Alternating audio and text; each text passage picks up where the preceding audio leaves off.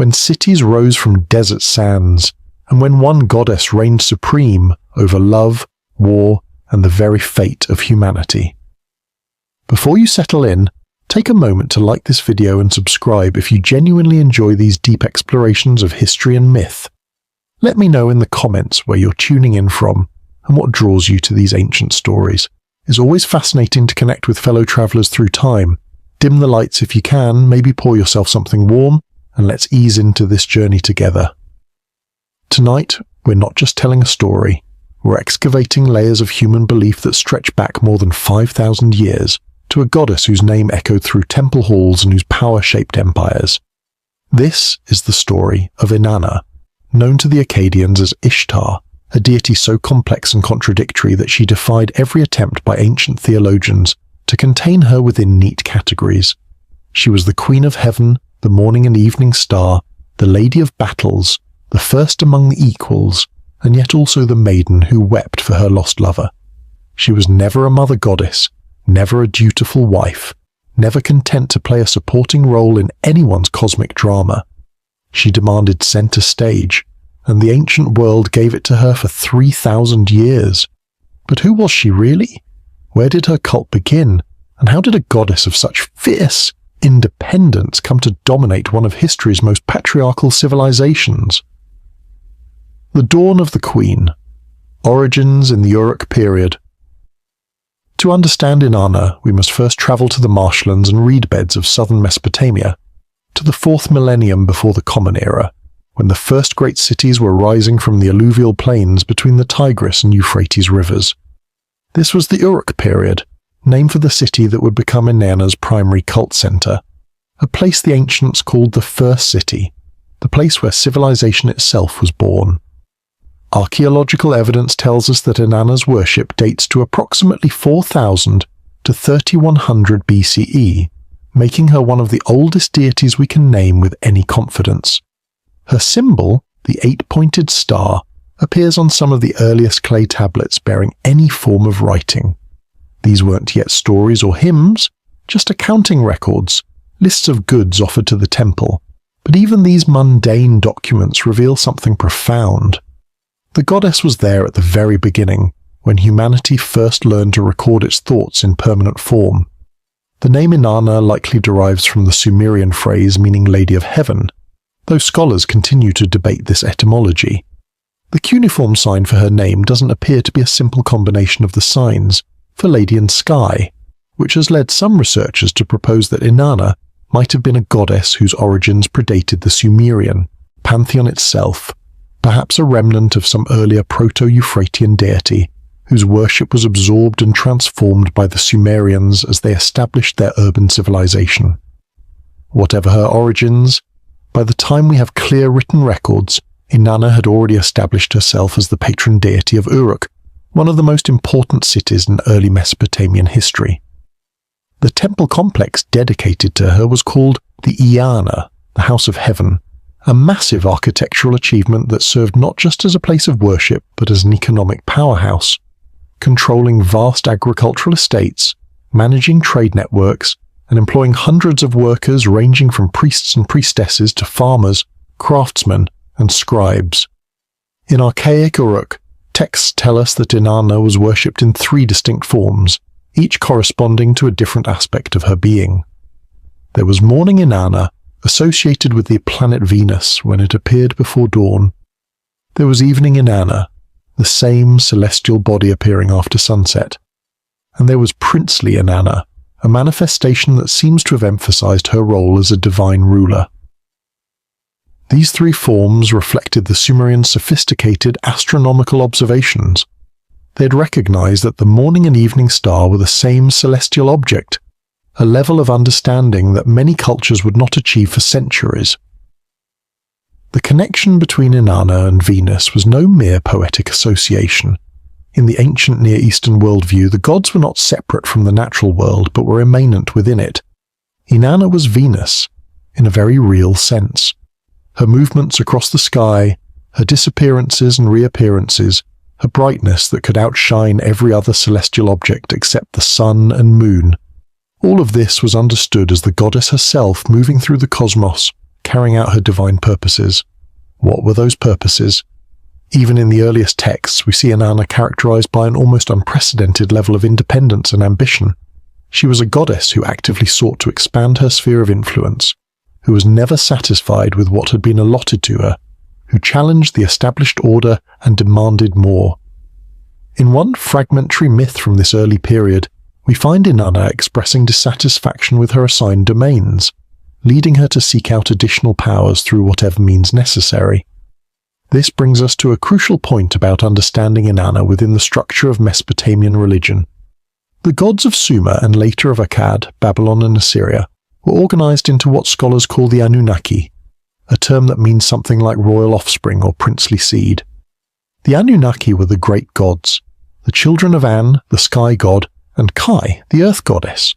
They were the deities who decreed the fates of humanity, who established the fundamental laws of existence, who maintained cosmic order. Inanna was unquestionably one of the Anunnaki, one of the elite deities who stood at the pinnacle of divine power. Ancient God lists from the city of Shurapak, dating to around 2600 BCE, name her as the third deity, coming after only An and Enlil but before even Enki, the god of wisdom. This ranking was not arbitrary. It reflected genuine theological importance and cult significance. Inanna commanded temples, priesthoods, and devotion that rivaled any god in the pantheon. Yet she was also anomalous among the Anunnaki. Most of these great gods had clearly defined spheres of responsibility. Enlil ruled the air and was the chief executive of divine will. Enki governed the fresh waters and possessed all wisdom and magic. Ninhursag was the mother of living things. But Inanna, she embodied contradictions. She was the goddess of love but also of war. She brought fertility but also devastation. She was associated with the morning light but descended into absolute darkness. She was celebrated for her sexual freedom, but her primary myth involved sending her own husband to death in the underworld. The Sumerians didn't try to resolve these contradictions.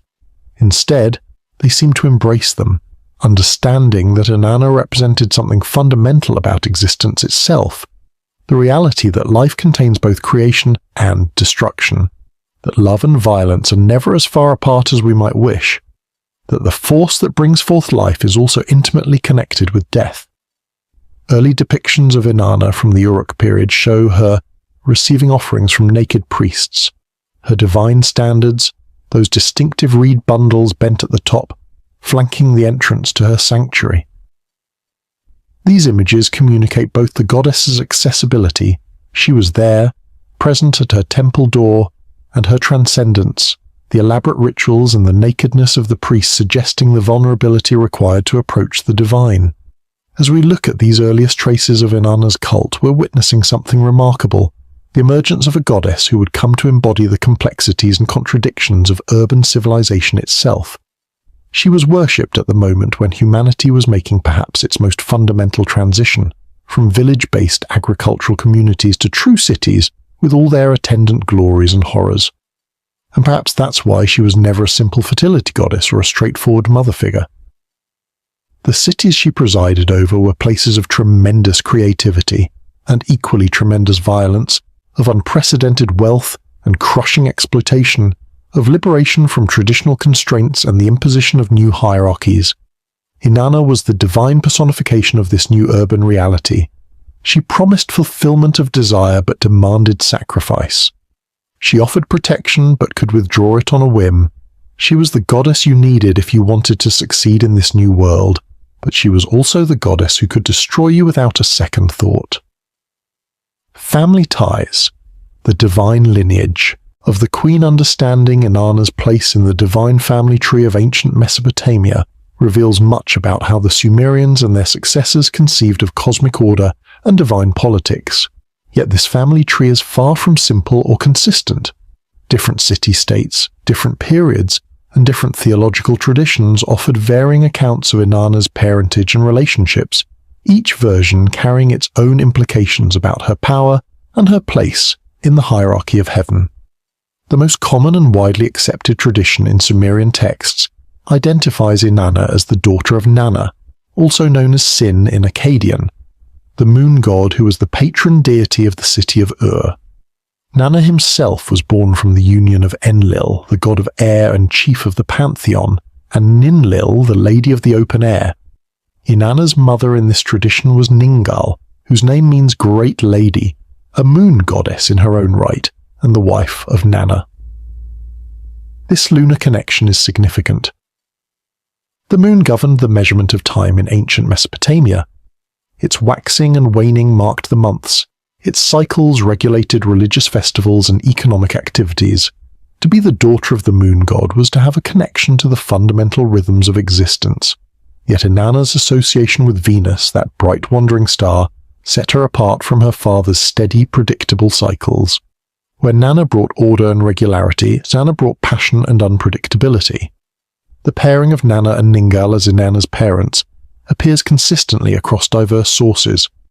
We find it in god lists from the early dynastic period around 2900 to 2350 BCE, in hymns attributed to the third dynasty of Ur around 2112 to 2004 BCE, and in later Akkadian texts from Hattusa in Anatolia.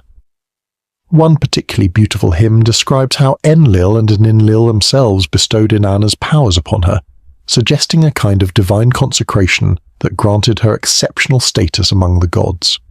Yet alternate traditions existed, and these alternatives reflect genuine theological tensions about Inanna's nature and position, rather than mere scribal errors or regional variations. Some texts identify her as the daughter of An himself, the sky god who stood at the very apex of the divine hierarchy. This tradition appears less frequently than the Nanna parentage, but is attested in enough sources to be significant. If this were her parentage, it would make Inanna a generation older in divine terms, placing her among the most primordial deities rather than among their grandchildren, which could explain her extraordinary independence and power. A direct daughter of heaven itself would have few peers who could challenge her authority. Still other sources name Enki as her father. Enki was the god of the freshwater ocean beneath the earth, the source of all wisdom, magic, and creative power. He was the master of the me, those fundamental decrees of civilization that we'll explore in depth later. This tradition appears in certain literary texts where Enki is addressed as her father, though scholars note that calling a senior godfather could sometimes be a term of respect rather than literal paternity. If Enki truly were her biological father, it would tie Inanna directly to the transmission of culture and knowledge, positioning her as a key figure in the bringing of civilization to humanity. It would also make her relationship with Enki, particularly the famous myth in which she tricks him into giving her the me, considerably more complex. What are we to make of these competing genealogies?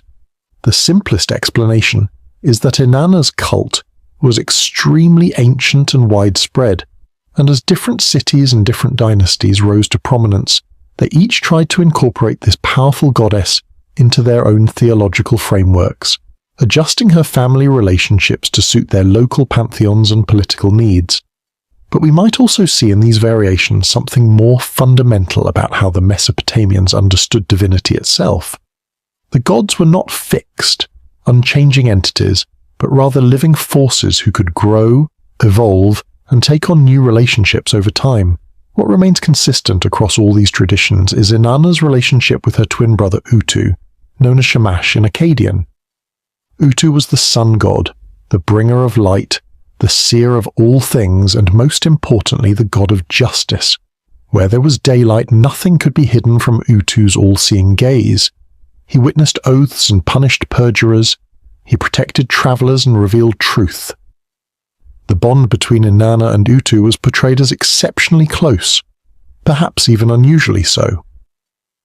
In multiple myths, Utu appears as Inanna's confidant, advisor, and protector.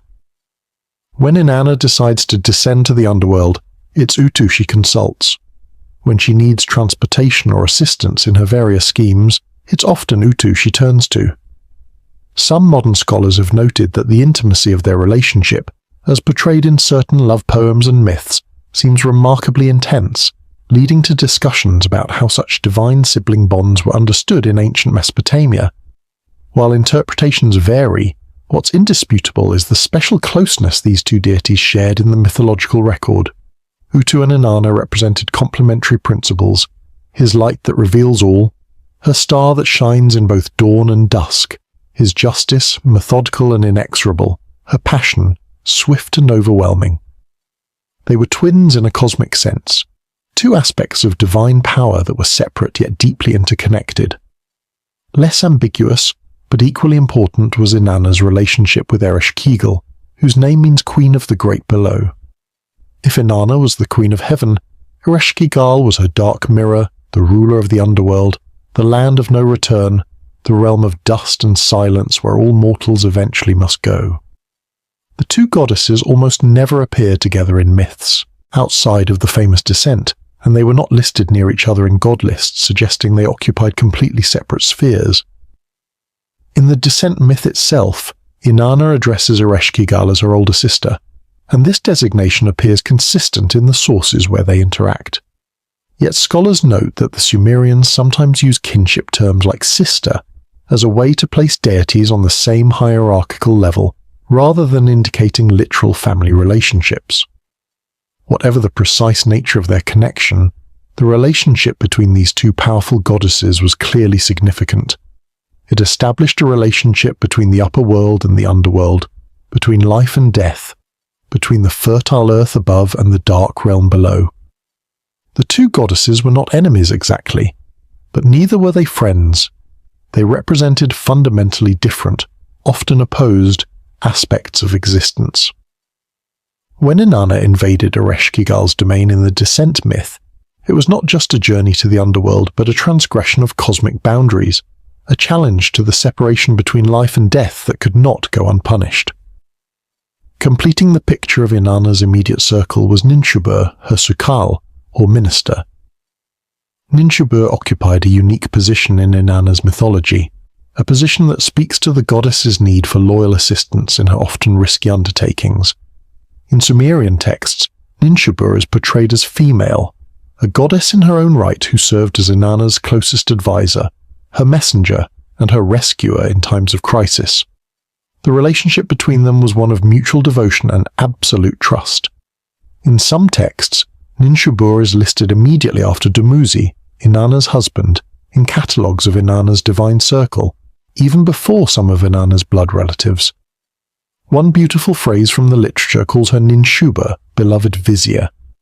This faithful attendant would prove crucial in perhaps Inanna's most famous myth, for it was Ninshuba who, following Inanna's instructions, sought help from the great gods when Inanna failed to return from the underworld, and it was through Ninshubur's persistence that Inanna was ultimately rescued from death. Interestingly, in later Akkadian tradition, Ninshubur underwent a gender transformation, becoming conflated with the male deities Ilabrat and Papsukal, who served as messengers and ministers to the great gods. This shift might reflect changing cultural attitudes about appropriate roles for female deities, or it might simply be an artifact of the complex process by which Sumerian religious traditions were absorbed into Akkadian and later Babylonian culture.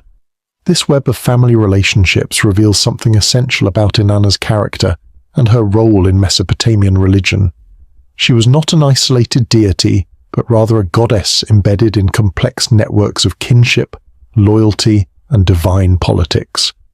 Her power came not just from her own fierce nature, but from her connections to other significant deities. As the daughter of Nanna, the sister of Utu, and the sister of Ereshkigal, she linked the realms of night, day, and death.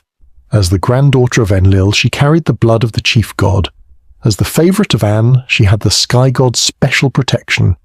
Yet for all these connections, for all these powerful relatives and loyal servants, Inanna remained fundamentally solitary in her nature. She was not defined by her relationships to male gods in the way that many goddesses were. She wasn't primarily a wife or a mother. Her myths don't centre on supporting or enabling male heroes.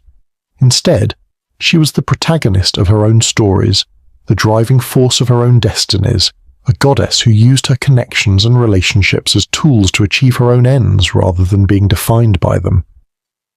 This independent character would manifest most dramatically in the myths that form the core of her cult, the stories of how she acquired power, how she descended to the underworld and returned, how she dealt with love and loss, victory and defeat. But underlying all these tales was this foundation: a goddess born of the moon, sister to the sun, mistress of the stars, attended by loyal servants and bound by ties of kinship to the very structure of the cosmos itself. The domains of the queen: love, war, and everything between. To understand Inanna is to understand contradiction, or more precisely to understand that what appears contradictory to us was, in the ancient Mesopotamian worldview, perfectly coherent. Inanna's dominion extended over aspects of existence that we typically separate into distinct categories: love and war, sexuality and violence, fertility and destruction. But for the Sumerians and their cultural successors, these were not opposites but rather different manifestations of the same fundamental forces. Let's begin with love, for this was perhaps Inanna's most celebrated domain. She was the goddess of sexual love, erotic desire, physical pleasure, the force that draws bodies together and creates the ecstasy that transcends ordinary existence. Her association with sexuality was neither modest nor euphemistic.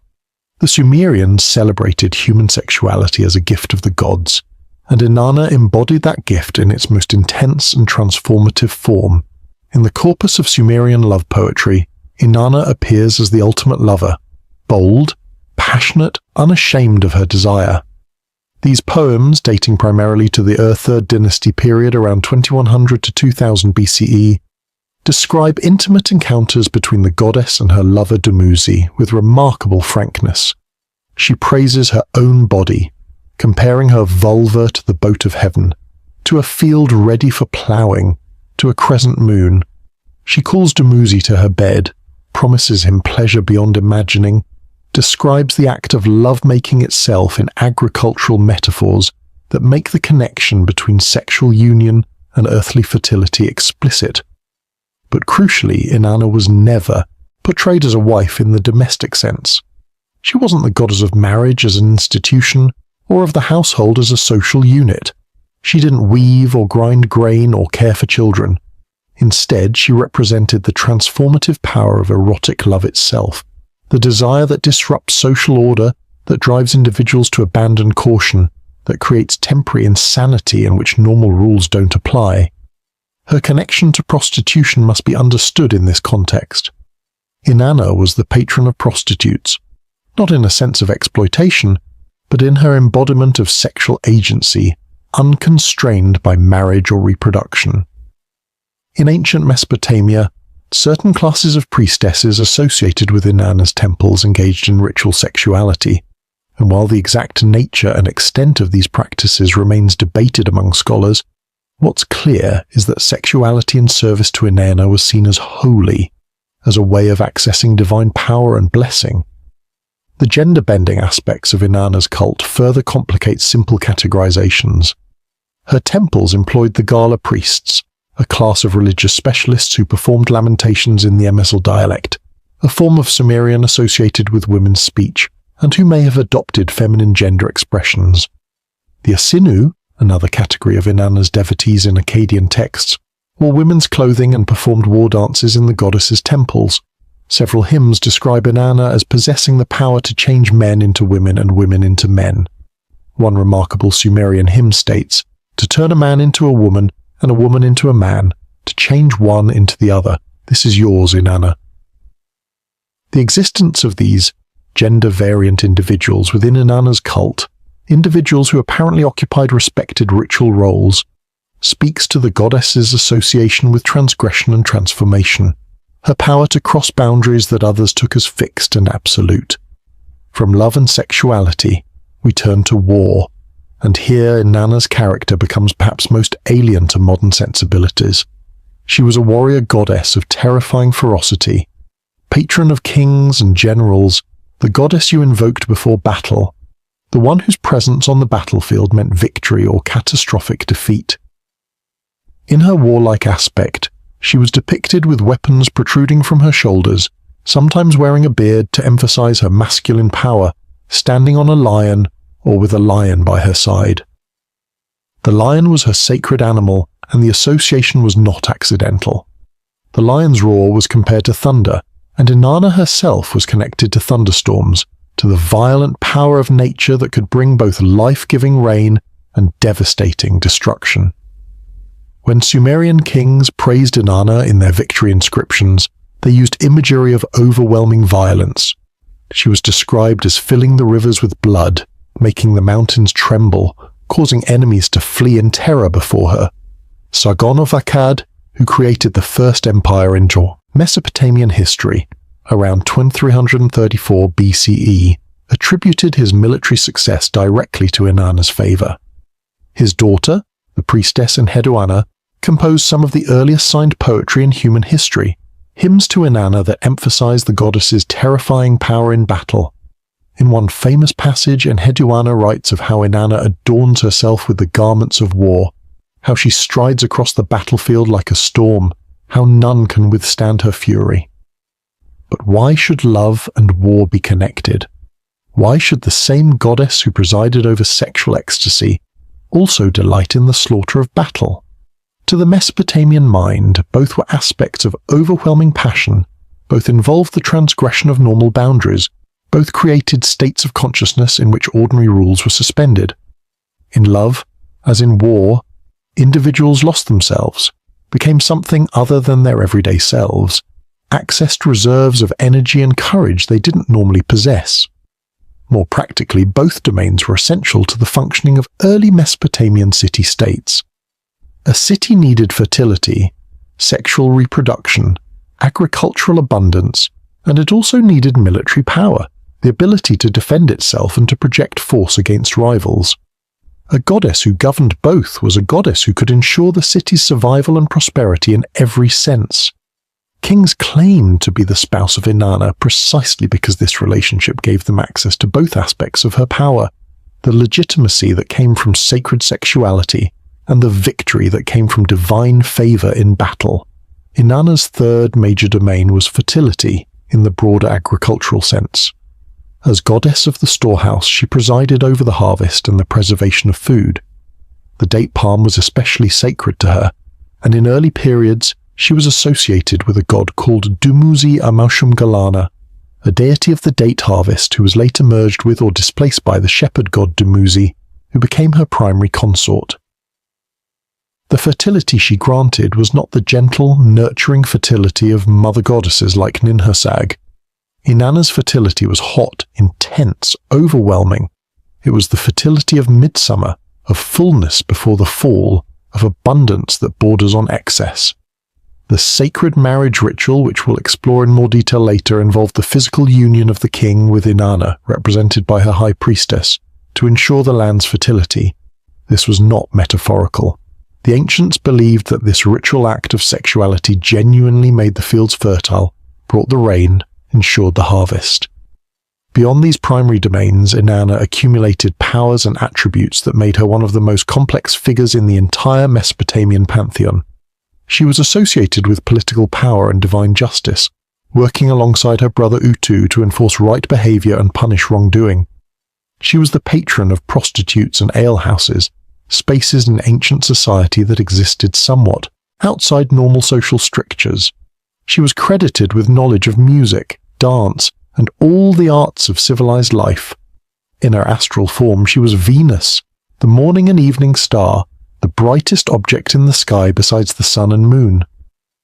Ancient astronomers had observed Venus's peculiar movements, how it disappeared when it came too close to the sun, only to reappear on the opposite horizon.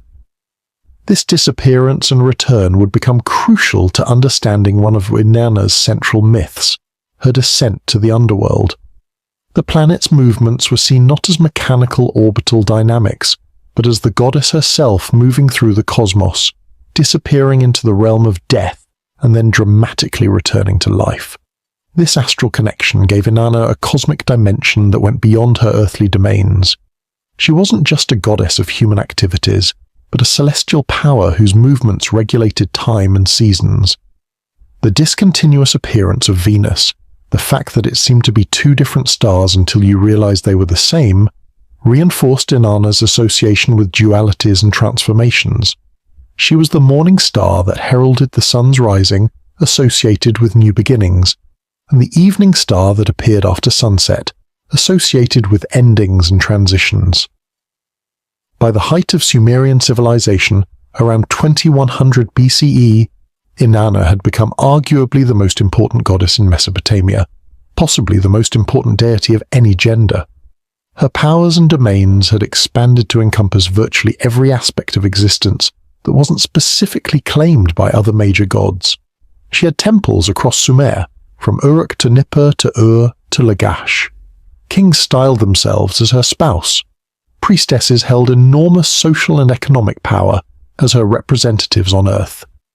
Yet through all this accumulation of power and cult significance, Inanna retained her character as a goddess who refused to be domesticated or constrained. Other deities had their assigned spheres and mostly stayed within them. Enki governed the fresh waters and wisdom. Enlil ruled the air and divine authority. Utu administered justice and light.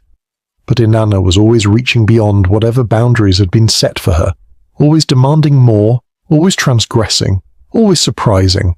She was powerful not despite her contradictions, but because of them, because she embodied the complexity and unpredictability of existence itself.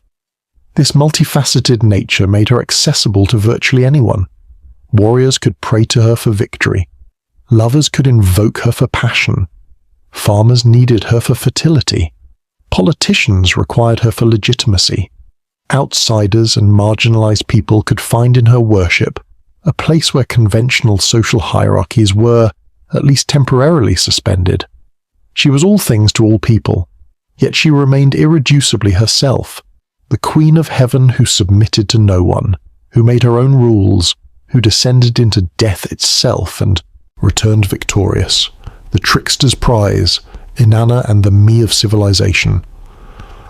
Among all of Inanna's myths, perhaps none better captures her character than the story of how she acquired the me from Enki, the god of wisdom. This is a tale of ambition, cunning, seduction, and the transmission of civilization itself from one city to another, from one god to a goddess who refused to accept the limitations others tried to place upon her. It's also a story that reveals the Mesopotamian understanding of how culture and knowledge function, how they can be transferred, stolen, or won through cleverness. First, we must understand what the me actually were. The term is usually left untranslated because there's no single English word that captures the concept adequately. The me were decrees, powers, institutions, technologies, and aspects of civilization that allowed ordered society to exist. Each me embodied one specific aspect of human culture. These range from abstract concepts like truth, victory, and counsel, to technologies such as writing and weaving, to social institutions like kingship and priesthood, to moral categories like justice and falsehood. The me were not abstract principles, but rather concrete objects that could be stored, displayed, and most importantly transferred from one deity to another. In the ancient worldview, for a god to possess a me meant that God had the divine authority to bestow that aspect of civilization upon humanity. The me were collected and guarded by Enki in his city of Eridu, the oldest city in Sumerian tradition, the place where, according to myth, kingship first descended from heaven. A primary source for the story of Inanna's acquisition of the is a lengthy Sumerian poem dating to approximately the Ur 3rd dynasty period, around 2100 BCE. The poem is called, in its Sumerian form, Inanna and Enki. The transfer of the arts of civilization from Eridu to Uruk. That title tells us immediately what's at stake. This isn't just a story about one goddess getting some divine powers. It's an etiology, an explanation of how Uruk, Inanna's city, rose to become the preeminent center of civilization in ancient Mesopotamia. The story begins with Inanna deciding to visit Enki at his home in Eridu. The text is explicit about her motivation. She wants to enhance the glory of her own city. She recognizes that Enki possesses something of crucial importance, and she's determined to get it. The poem describes her preparations for this journey. She adorns herself with the crown of the steppe, the royal symbol of queenship. She praises her own divine beauty. She speaks of her goal to reach the Abzu, the freshwater ocean beneath the earth where Enki dwells, and explicitly states her plan to speak sweetly to win Enki's favor. This isn't simply a goddess wanting to visit a relative. This is a calculated campaign of seduction and manipulation. Inanna understands the power of her sexuality and her charm, and she's willing to use both to achieve her ends. The Mesopotamian audience hearing this story would have recognized immediately what kind of tale they were in. This was a trickster story, and Inanna was playing the role of the clever hero who outwits a more powerful opponent through guile rather than force. When Inanna arrives in Eridu, Enki, the god who supposedly knows all intentions and sees all plans, welcomes her warmly. The text makes much of Enki's wisdom and foreknowledge, noting that he knew of her approach long before she arrived. Yet despite this supposed omniscience, he apparently didn't anticipate what was about to happen, or perhaps he did and was simply powerless to resist the combination of Inanna's beauty and his own hospitality. Enki orders his servants to prepare a feast for the goddess. Butter cakes are to be offered, sweet beer is to be poured, cold water is to be provided. This detail about the beer proves crucial. Enki and Inanna begin drinking together, engaging in what the text portrays as a friendly conversation between two powerful deities. But as the beer flows, Enki becomes increasingly inebriated, and in his drunken state, he begins giving away the me to Inanna. The poem lists these gifts in sets, and with each set the pattern repeats.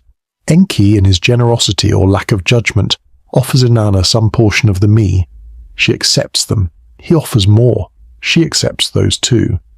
The catalogue of me that Enki gives away is extensive and includes some of the most fundamental aspects of civilization. He gives her the crown, the throne, and the scepter, symbols of legitimate rule. He gives her the art of lovemaking and the role of prostitute. He gives her truth and falsehood, victory and defeat. He gives her judgment and decision-making. On and on the list continues. More than 60 different me in the portions of text that survive, and scholars believe the original poem listed even more. What's striking about this list is its comprehensiveness and its moral neutrality. Inanna receives not just positive attributes but also negative ones. She gets the art of kindness and also the art of straightforwardness. She gets eldership, which commands respect, but also enmity and the destruction of cities. The Mesopotamians understood that civilization contained both good and evil, that the forces that enabled human society to flourish also enabled it to commit atrocities. All of this was part of the human condition, and all of it was represented in the me. The text portrays this transfer in a somewhat comic light. Enki, drunk and expansive, keeps offering more me, and Inanna, perfectly sober, or at least sober enough to recognize what's happening, keeps accepting them. There's a ritual quality to the exchanges, with formal phrases of gift-giving and acceptance. But underlying the formality is Enki's complete loss of judgment and Inanna's ruthless exploitation of his inebriated state. Eventually, Inanna has collected all the me that Enki has given her, and she loads them onto her boat of heaven. This phrase, the boat of heaven, appears throughout the text as a recurring euphemism. Some scholars have suggested it refers to Inanna's vulva, reading the entire episode as having strong sexual overtones. Whether or not we accept that interpretation, the boat is clearly Inanna's means of transporting the Emi from Eridu to Uruk, her vehicle for accomplishing the transfer of civilization itself. Inanna departs Eridu with her precious cargo, accompanied by her faithful minister Ninshubur. But then comes the morning after. Enki sobers up. He looks around his divine dwelling and realizes the me are gone. He calls for his minister Izimud and asks where the me are. Izimud, who presumably had witnessed the entire drunken exchange, informed Enki that he gave them all to Inanna, who has already departed for Uruk.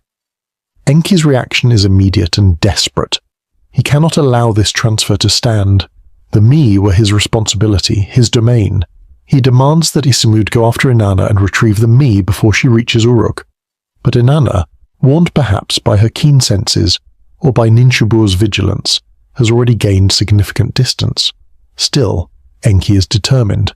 He sends wave after wave of supernatural creatures to intercept her.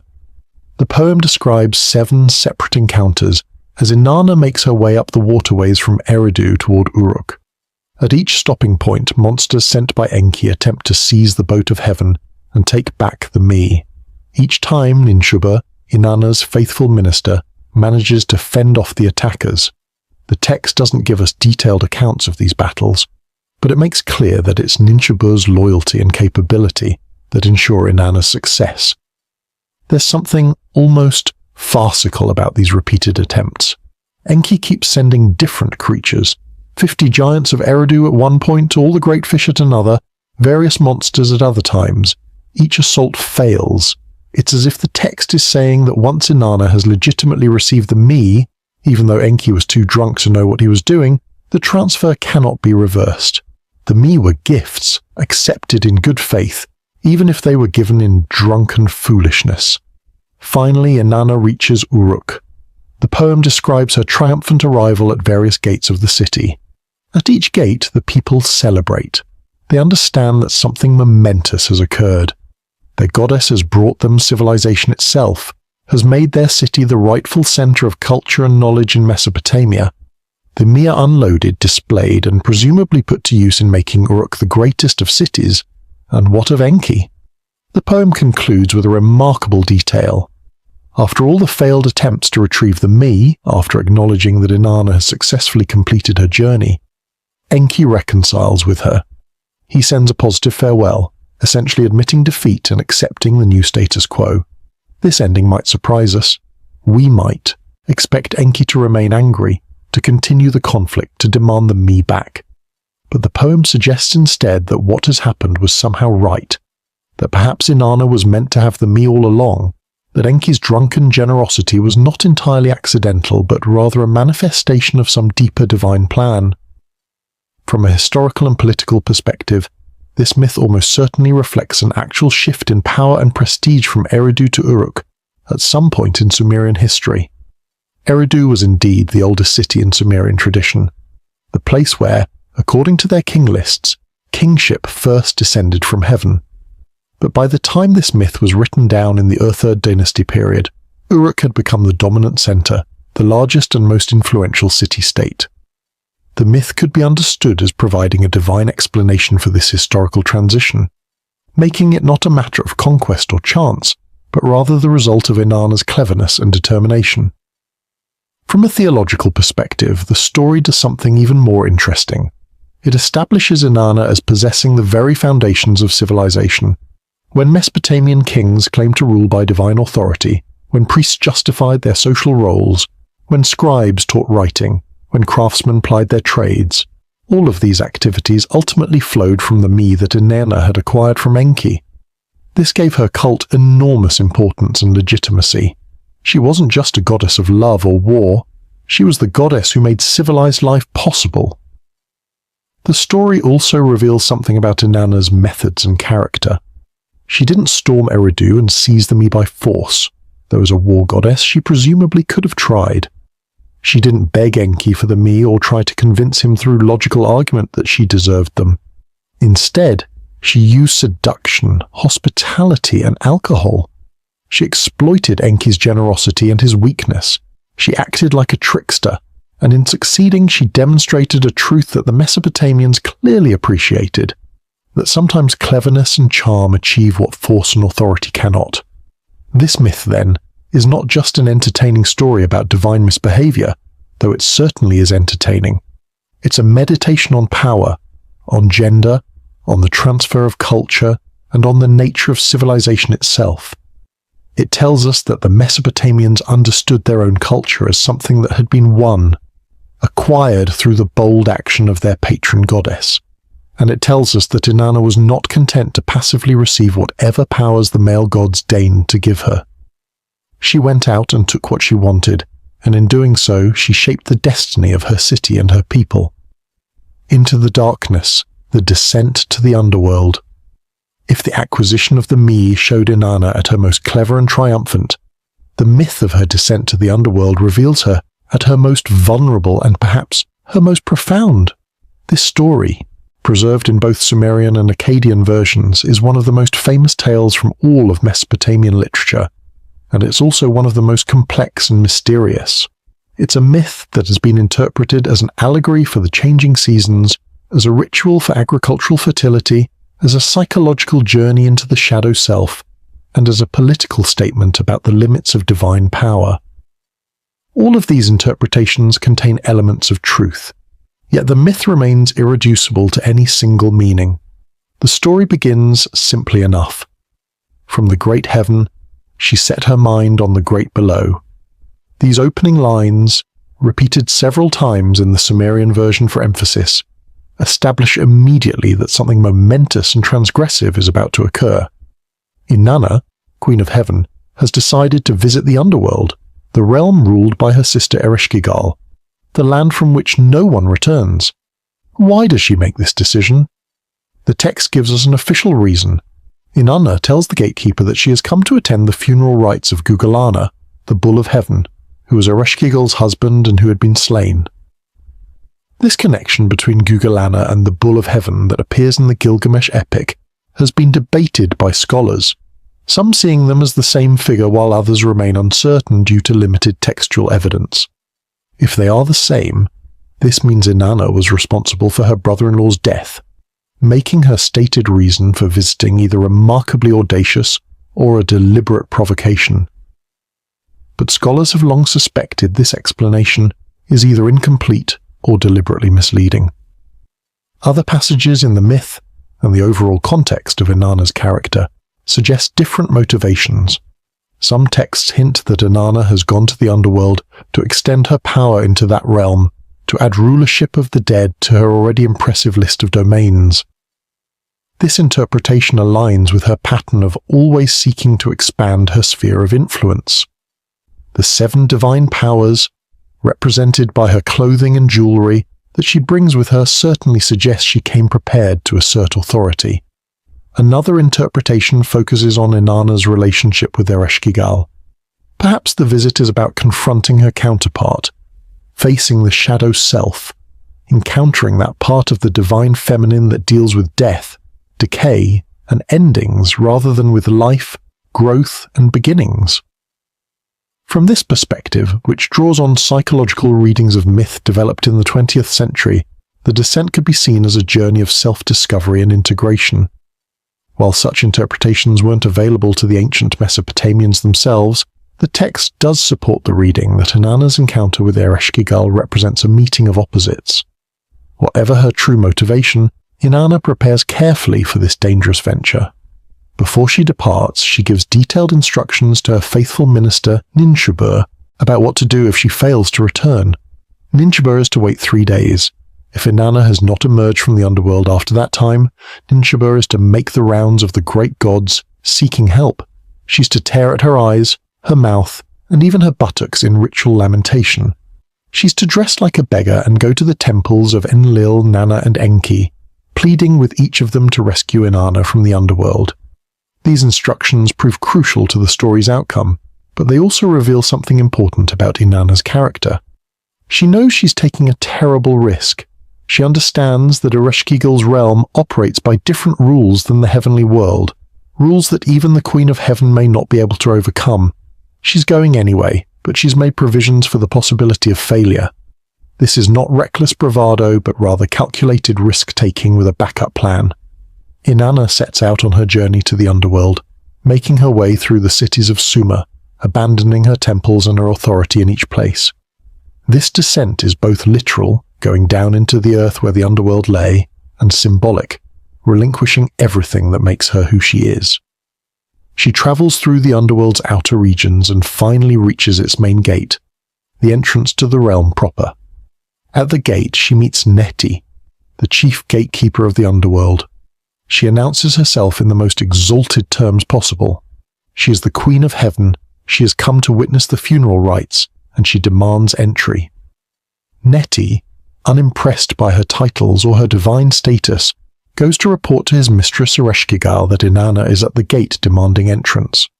Ereshkigal's reaction to this news is telling. She's not pleased. She's angry and perhaps also frightened. What is Inanna doing here? What does she want? Ereshkigal understands immediately that her sister's presence in the underworld is a threat, a challenge to her authority. But she also knows that Inanna is technically within her rights to enter, if she claims to be attending funeral rites. So Ereshkigal devises a plan that will rob Inanna of her power, while technically observing the proper forms. She orders Neti to bolt the 7 gates of the underworld. Then, one by one, he is to open each gate just wide enough for Inanna to pass through. And at each gate he is to remove one of Inanna's royal garments, one of the me she had so carefully collected, one piece of the divine power that makes her who she is. Let her enter bowed low, Ereshkigal commands, stripped of authority, naked before judgment. This stripping away happens exactly as Ereshkigal ordered. At the first gate, the crown of the step is removed from Inanna's head. She protests. "What is this?" Neti responds with the inexorable phrase that will be repeated at each gate. "Quiet. Inanna, the ways of the underworld are perfect. They may not be questioned." At the second gate, her small lapis lazuli beads are taken from her neck. At the third gate, the double strand of beads from her breast. At the fourth gate, the breastplate called Come Man Come, a name that itself suggests both her sexuality and her command. At the fifth gate, the gold ring from her wrist. At the sixth gate, the lapis measuring rod and line, symbols of her authority as judge. At the seventh and final gate, the royal robe from her body. By the time Inanna enters the throne room of Ereshkigal, she is completely naked and bowed low, stripped of every symbol of her divine power and authority. She is vulnerable in a way we have never seen her before. The me that she acquired from Enki, the domains she accumulated, the worship of millions of devotees, none of it matters here. In the realm of death, she has no more power than any mortal soul. What happens next is swift and terrible. The Anunnaki, the 7 judges of the underworld, surround Inanna. They pass their judgment with a look, the terrible eye of death that kills without mercy. Inanna is struck dead. Her corpse is hung on a hook on the wall, left to rot like a piece of meat. The Queen of Heaven has been reduced to a corpse. The goddess of life has become the ultimate victim of death. For 3 days and 3 nights, Inanna hangs dead in the underworld. Above, Ninshubur waits, counting the hours, hoping against hope that her mistress will return. When the 3 days pass with no word from Inanna, Ninshubur begins carrying out the instructions she was given. She tears at her face in mourning, dresses in rags, and makes her way to the temples of the great gods. First, she goes to Enlil, the chief of the gods. She begs him to intervene, to rescue Inanna from the underworld, but Enlil refuses. His response is harsh and unforgiving. Inanna craved the great below, he says. She who receives the me of the underworld does not return. She went where she should not have gone, and now she must face the consequences. There will be no rescue from him. Ninshubur goes next to Nanna, Inanna's own father, the moon god. Surely he will help his daughter. But Nanna's response is identical to Enlil's. She craved the great below. She must accept what that means. I will not help. 2 of the most powerful gods in the pantheon have refused to intervene. They see Inanna's situation as deserved, as the natural consequence of her transgression. Finally, Ninshubur comes to Enki, the god of wisdom, the god from whom Inanna once cleverly acquired the me. Enki's response is completely different. He doesn't lecture about consequences or cosmic laws. Instead, he immediately sets about devising a rescue plan. Under his fingernails, Enki scrapes out dirt, fashioning 2 creatures, the Kurgara and the Galatur, who are neither male nor female. He gives them the food of life and the water of life, and sends them down to the underworld with specific instructions. These sexless beings are able to enter the underworld without being subject to its rules, in quite the same way as gendered beings would be. They find Ereshkigal in the midst of birth pangs, groaning and suffering. Some versions suggest she's in labor, others that she's experiencing some kind of cosmic agony. The Kurgara and the Galatur do something simple but powerful. They sympathize with her. They echo her groans, they share her pain, they offer her the compassion that no one in the underworld ever receives. Moved by their empathy, Ereshkigal offers them a gift, anything they desire. As Enki instructed, they ask only for the corpse that hangs on the hook.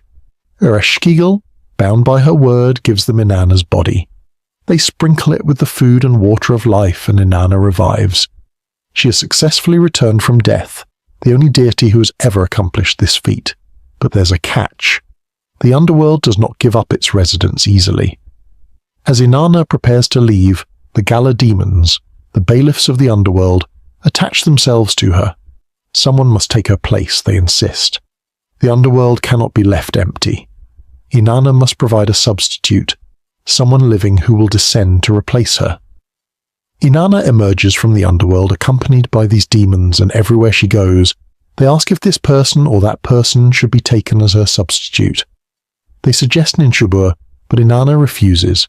Her faithful minister mourned for her, followed her instructions, saved her life. How could she repay such loyalty with death? They suggest various other attendants and allies, and each time Inanna refuses, protecting those who had mourned her absence.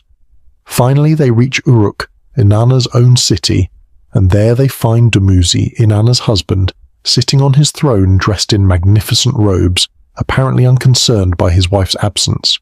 He hasn't mourned, he hasn't changed his garments.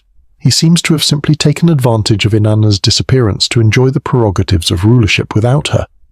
When Inanna sees this, her anger is terrible and immediate. "Him," she says, "take him." The Gala demons seize Dumuzi and begin dragging him toward the underworld. What follows in the text is Dumuzi's desperate attempt to escape, calling on various gods for help, transforming himself into different forms, trying to flee his fate.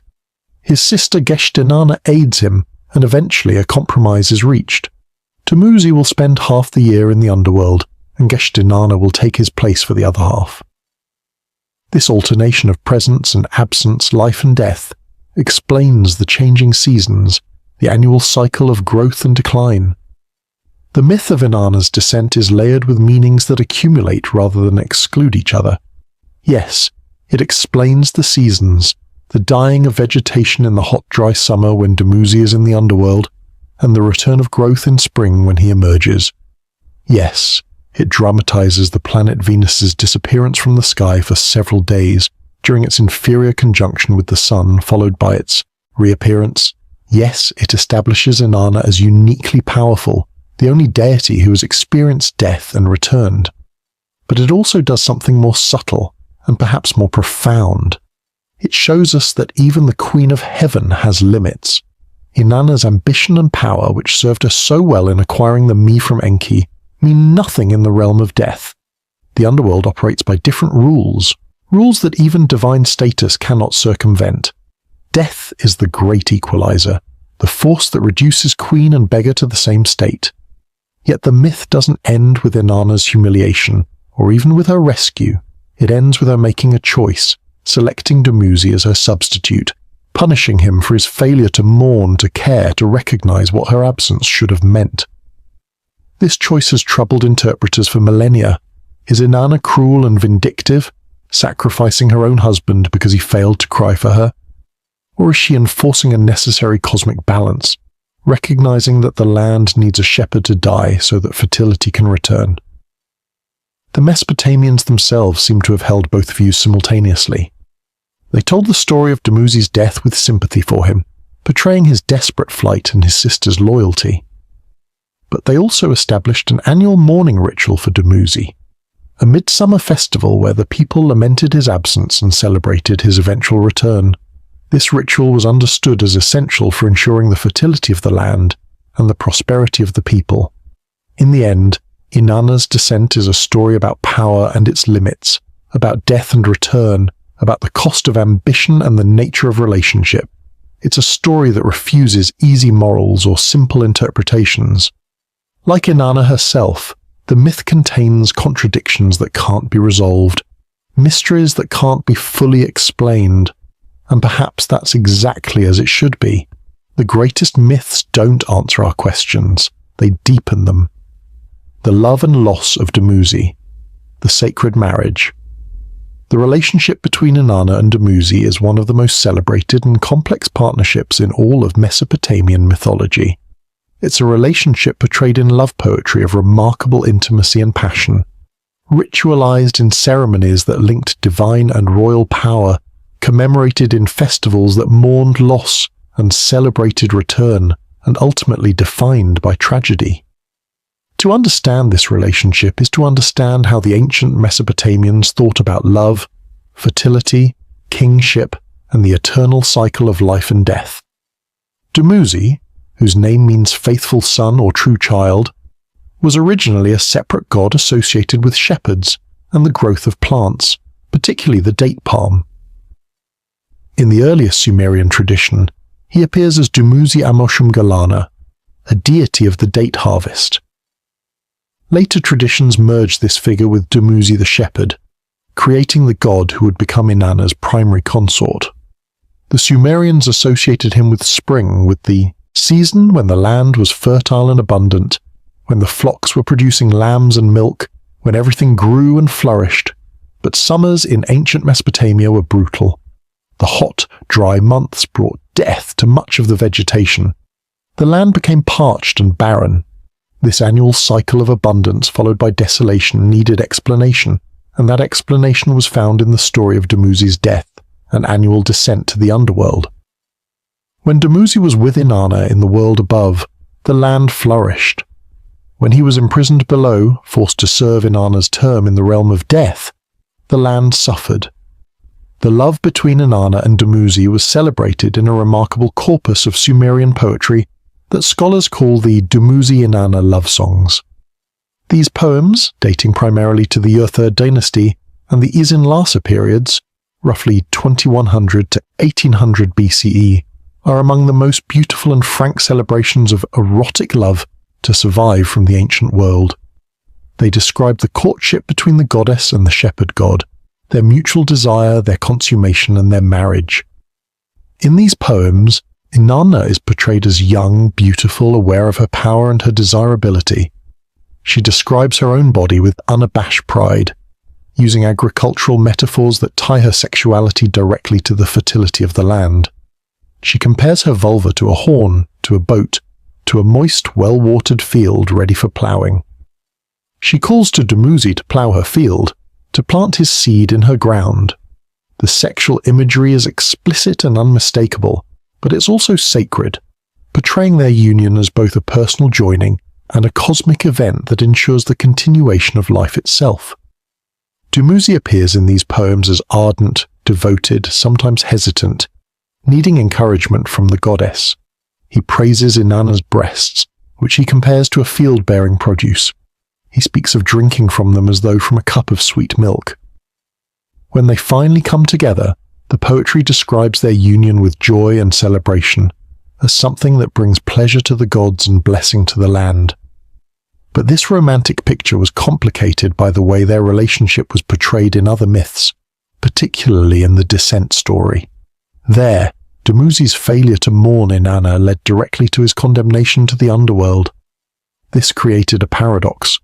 How could the devoted lover of the love songs be the same indifferent husband who didn't care that his wife had died? Scholars have struggled with this contradiction, with some suggesting that the Descent represents an unusual or later version of their relationship, while others see in the contradiction evidence of Inanna's complex nature, her capacity for both passionate love and merciless vengeance. The resolution, such as it is, came in the decree that Dumuzi would spend only half the year in the underworld, with his sister Inanna taking his place for the other half. This compromise meant that the relationship between Inanna and Dumuzi was defined by separation and reunion, by loss and rediscovery, by mourning and celebration. It was never a settled domestic partnership, but rather a love story played out across the boundaries of life and death. This divine drama was not merely a story to be told. It was ritually enacted in what scholars call the sacred marriage or hieros gamos, one of the most important religious ceremonies in ancient Mesopotamia. In this ritual, the king of the city, typically Uruk but also other Sumerian cities, would ceremonially marry Inanna, represented by her high priestess. The purpose of this ritual was explicitly to ensure the fertility of the land and the prosperity of the people. The ceremony involved elaborate preparation and celebration. The king would prepare the marriage bed, a sacred space set up within Inanna's temple, or in a special structure called the jipar. The bed was strewn with grasses and covered with fine linen. Food and drink, particularly sweet beer, were prepared. the high priestess, taking on the role of Inanna herself, would be bathed, anointed, and adorned with jewelry and fine garments. On the appointed day, which was usually during the New Year festival, the king would process to the temple. Along the way, love songs would be sung, many of them probably drawn from or inspired by the Dumuzi Inanna corpus. When the king arrived, the priestess, as Inanna, would greet him at the door. They would exchange ritual words and gifts would be presented. Then, in the climactic moment of the ceremony, the king and the priestess would enter the marriage chamber and consummate the union. This act was not understood as merely symbolic. The ancient Mesopotamians believed that this ritual sexual union genuinely affected the fertility of the land. When the king, playing the role of Dumuzi, united with the goddess, the forces of life and growth were activated. The fields would be fruitful, the flocks would multiply, the storehouses would be full. The act was cosmic renewal accomplished through sacred sexuality. The reality of how this ritual was actually practiced has been extensively debated by scholars. In the late 20th century, some researchers questioned whether it involved literal sexual intercourse or was carried out through symbolic substitution, with a few even suggesting it might have been purely literary rather than an actual performed ritual. However, the weight of evidence, including references in administrative texts, royal inscriptions describing kings as the spouse of Inanna, and the construction of special marriage chambers in temples, strongly suggests that some form of this ceremony was indeed performed, at least in certain periods and cities. The exact nature of what occurred likely varied across time and place. The political dimensions of the sacred marriage were significant. By ritually marrying Inanna, kings claimed divine legitimacy for their rule. They weren't just men who had seized power through force or inherited it through family connections. They were the chosen spouse of the goddess, the one she had selected to be her consort. This gave them a claim to authority that transcended ordinary political justifications. Many rulers, from the Third Dynasty of Ur and later periods, styled themselves explicitly as the spouse of Inanna in their royal inscriptions. But the sacred marriage also imposed obligations. The king who married Inanna took on the role of Dumuzi, and Dumuzi's fate was to die and descend to the underworld. This created a tension in the ritual. The king gained divine legitimacy and the promise of prosperity, but he also became associated with a god who was destined for death. Some scholars have suggested that this association may have influenced concepts of sacred kingship, the idea that the king might need to be ritually or actually sacrificed to ensure the land's fertility, though direct evidence for this practice in Mesopotamia is lacking. The annual mourning for Dumuzi was another crucial aspect of the cult. During the month that bore his name, in the height of summer when the land was dry and barren, the people would engage in ritual lamentation. Women especially would weep for Dumuzi, singing songs of mourning that described his death, his descent to the underworld, his separation from Inanna. These lamentations were not just expressions of grief but ritual actions believed to have cosmic efficacy, helping to ensure that Dumuzi would eventually return and bring fertility back to the land. The connection between Dumuzi's cult and women's ritual lamentations was so strong that even the Hebrew Bible mentions it centuries later. The Book of Ezekiel describes women in Jerusalem weeping for Tammuz, the Babylonian name for Dumuzi, a practice that the prophet condemns as foreign idolatry, but that clearly had deep roots and wide appeal. In the end, the relationship between Inanna and Dumuzi represents one of the most complex explorations of love and power in ancient literature. It's a relationship that contains real passion and genuine devotion, as evidenced by the love poetry. It also contains betrayal, punishment, and loss, as shown in the myth of the descent. It ties together human sexuality, agricultural fertility, royal legitimacy, and cosmic order in a way that makes them all aspects of the same fundamental reality. The ancient Mesopotamians didn't see these as contradictions, but rather as the full truth about love and life. Love brings joy and ecstasy, but it also brings vulnerability and the potential for devastating loss. Fertility and growth require death and decay. Power gained through divine favor comes with divine expectations and divine punishments for failure. All of this was embodied in the goddess and her consort, in their union and separation, in their love and their loss, in the eternal cycle that brought spring and summer, growth and drought, life and death, year after year across the Mesopotamian plain. The rejected goddess, Gilgamesh, and the Bull of Heaven. Among the many myths involving Inanna, one stands out for its portrayal of divine rage and human defiance. The story of how the hero Gilgamesh rejected the goddess's advances and suffered terrible consequences. This tale, found in both early Sumerian versions and the later, more famous standard Babylonian epic of Gilgamesh, reveals a darker side of Inanna's character, her capacity for vindictiveness when scorned, and it raises profound questions about the relationship between gods and mortals, divine desire and human autonomy. The setting is Uruk, Inanna's own city, where Gilgamesh rules as king. Gilgamesh, semi-divine himself as the son of the goddess Ninsun and the mortal king Lugalbanda, has just returned from a great adventure. He and his companion Enkidu have journeyed to the cedar forest, battled and defeated the terrifying guardian Humbaba, and returned home victorious.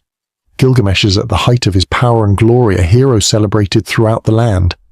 It's at this moment of triumph that the goddess Ishtar, as she's called in the Akkadian version, notices him. She sees him washing away the filth of battle, putting on clean robes, adorning himself as befits a victorious king.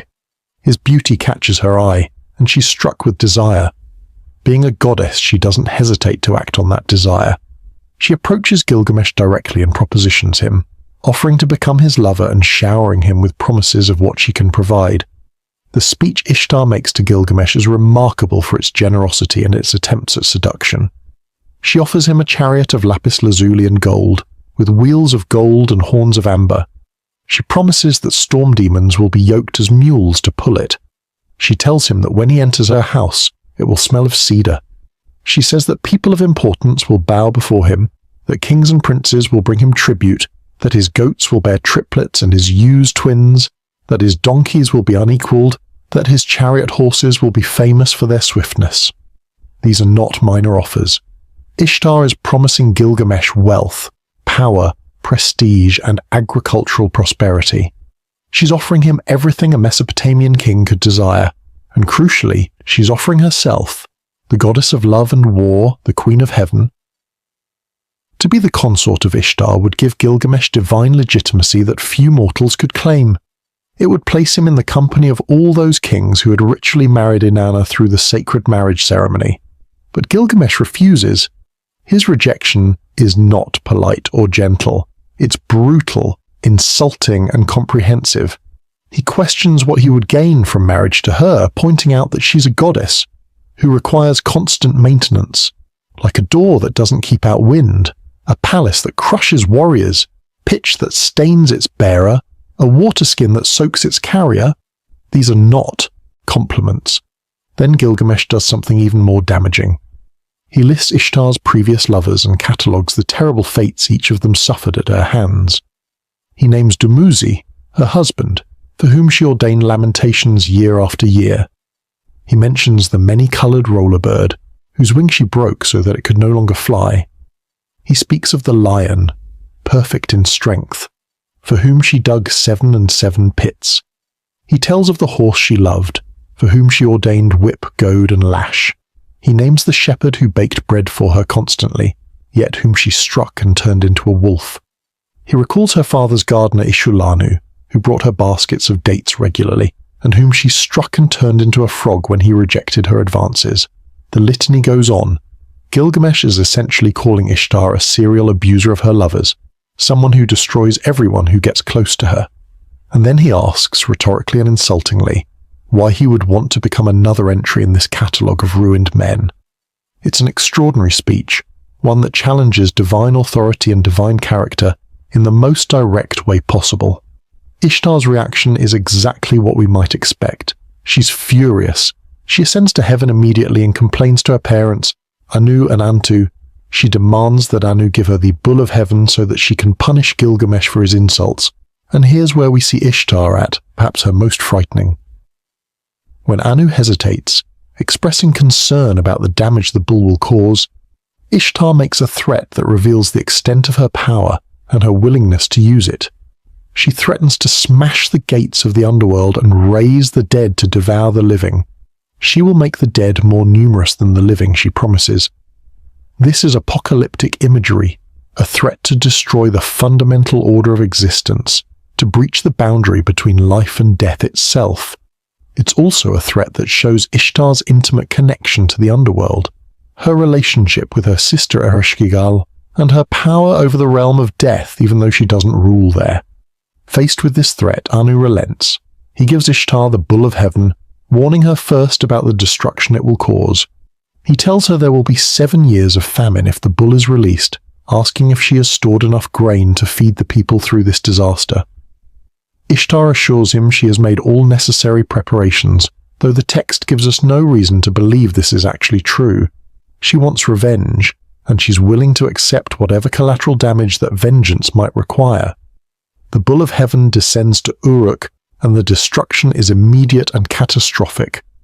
With its first snort, it opens a huge pit in the ground, and 100 men fall into it and die. With its second snort, another pit opens, swallowing 200 more men. The bull is a force of natural disaster given form, an earthquake made manifest, a supernatural weapon that kills indiscriminately. But Gilgamesh and Enkidu are heroes, and they don't flee. When the bull snorts a third time, Enkidu falls into the pit but manages to leap out again. He grabs the bull by its horns and tail, and Gilgamesh, seizing the opportunity, plunges his sword between the bull's shoulders, directly into its heart. The Bull of Heaven is defeated. The heroes have triumphed over divine vengeance. What happens next depends on which version of the story we're reading. In the Sumerian version, Gilgamesh is the one who hurls a haunch of the dead bull at Inanna, who's been watching the battle from the city walls. In the standard Babylonian epic, it's Enkidu who commits this sacrilege, tearing off the bull's thigh and throwing it in Ishtar's face, shouting that if he could catch her, he would do the same to her. This is an unforgivable insult, a physical assault on a goddess, made worse by the fact that it's done in front of a gathering crowd. Ishtar responds by calling together the courtesans, prostitutes, and harlots of the city, her devotees, and ordering them to mourn for the Bull of Heaven. Meanwhile, Gilgamesh holds a triumph celebration, distributing pieces of the bull and boasting of the victory. But divine insults don't go unpunished. The gods convene a council to discuss what must be done about these presumptuous heroes who have killed the Bull of Heaven and insulted the goddess Ishtar. The decision they reach is that one of the two must die as punishment. They choose Enkidu. In the tragic 7th and 8th tablets of the Epic of Gilgamesh, Enkidu falls sick, dreams of the underworld, and dies, leaving Gilgamesh devastated and forcing him to confront his own mortality. This myth works on multiple levels. On the surface, it's a story about divine petulance and human courage. Gilgamesh has good reasons to reject Ishtar, given her track record with previous lovers, and he's brave enough to face the consequences of that rejection. The Bull of Heaven is defeated through the hero's strength and cooperation, and though Enkidu ultimately pays with his life, the immediate threat is overcome. But on a deeper level, this myth is about the limits of mortal autonomy in the face of divine will. Gilgamesh, despite being semi-divine himself, despite being the king of Uruk and ruling over Ishtar's city, cannot simply reject the goddess without consequences. His refusal might be justified, might even be wise given Ishtar's history, but it disrupts the expected order of things. The goddess has made an offer. For a mortal to refuse, especially in such insulting terms, is to challenge divine authority itself. The myth also reveals uncomfortable truths about Ishtar's character that the love poetry and sacred marriage rituals tend to gloss over. Gilgamesh's catalogue of her abused lovers might be exaggerated or selective, but it's not entirely invented. The myths do tell of Dumuzi's terrible fate. The stories do show Ishtar as volatile, passionate, quick to anger, and capable of inflicting terrible punishments on those who displease her. She's not a safe goddess, not someone you can easily manage or predict. Yet the myth doesn't entirely vilify Ishtar either. From her perspective, she's made a generous offer and been met with deliberate insults. She's offered her favor to Gilgamesh, something that countless kings would have killed for, and he's responded by publicly humiliating her. Her anger is perhaps excessive, her vengeance disproportionate, but it's not incomprehensible. and the gods ultimately do punish the heroes for killing the bull and insulting the goddess, suggesting that even they recognized that Gilgamesh and Enkidu had gone too far. The story of Gilgamesh and Ishtar thus becomes a meditation on desire, rejection, power, and consequence. It shows us a goddess who is used to getting what she wants, who sees mortal kings as appropriate consorts, who expects her advances to be welcomed. It shows us a hero who is sufficiently powerful and independent to say no to a goddess, to risk her wrath in defense of his autonomy. And it shows us that such defiance, however justified, comes at a terrible price. For the people of Uruk, who worshipped Ishtar as their patron goddess, while also celebrating Gilgamesh as their greatest hero, this myth must have created a complex emotional and theological response. How do you honor both the goddess who demands devotion and the hero who had the courage to refuse her? Perhaps the answer is that you recognize both truths simultaneously, that Ishtar deserves worship and respect, and that Gilgamesh's rejection, while costly, was also an assertion of human dignity in the face of divine caprice. The houses of heaven, temples and worship of the queen. To understand Inanna's place in Mesopotamian civilization, we must turn from myth to cult, from stories told to rituals performed, from divine adventures to earthly temples. For Inanna was not merely a character in ancient literature, but a living presence in the cities of Sumer and Akkad, a goddess who demanded worship, who received offerings, whose temples formed the economic and spiritual centers of urban life. The architecture and administration of these temples, the practices of her priesthood, the festivals celebrated in her honor, all of this tells us how the ancient Mesopotamians actually engaged with this powerful and complex deity. The most important of all Inanna's temples was the Inanna in Uruk, the House of Heaven, which served as her primary cult center from the earliest periods of Sumerian civilization through the end of the Neo-Babylonian period, a span of more than 3,000 years. The very name Inanna proclaimed its cosmic significance. This was not merely a house for a god, but a house that represented heaven itself, a point where the divine and earthly realms intersected. Archaeological excavation of the Inanna complex has revealed multiple building phases, stretching back to the Uruk period of the late 4th millennium BCE. The earliest levels, dating to around 3500 to 3000 BCE, show massive architectural undertakings, buildings constructed on enormous platforms, decorated with elaborate mosaics made from colored stone cones pressed into mud plaster. These decorations created geometric patterns that would have shimmered in the bright Mesopotamian sun, marking the temple as something otherworldly, a dwelling fit for the Queen of Heaven. One of the most famous artifacts associated with early Inanna worship is the Uruk vase, a magnificent carved alabaster vessel standing over 3 feet tall, dating to approximately 3200 BCE. This vase depicts what appears to be the ritual of the sacred marriage, or perhaps a general temple offering scene. The bottom register shows plants and animals, the agricultural wealth that sustained the city.